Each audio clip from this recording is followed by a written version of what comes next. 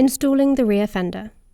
To install your rear fender you will need high-performance grease, a rag, a 2mm hex key, a 2.5mm hex key, a 4mm hex key, a torque wrench and 2.5 and 4mm hex key attachments, some zip ties and some cutting pliers for the zip ties.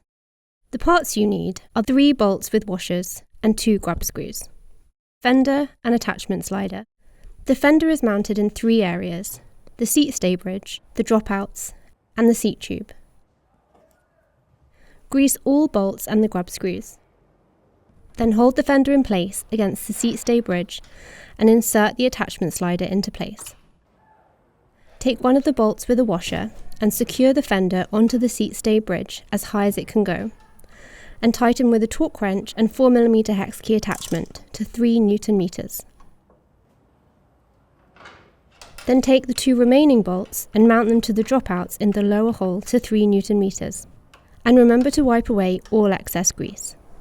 With the 2.5mm hex key, screw in the grub screws alternately so they are tightened evenly and centered, and tighten them until the attachment slider can no longer move out of place.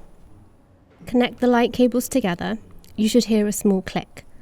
Then push the excess cable gently into the frame. There should be no resistance. Keep gently pushing and pulling until the cable can go in easily.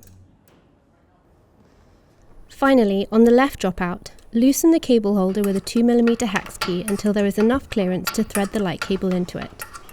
Then secure the light cable in place with the screws until you feel resistance.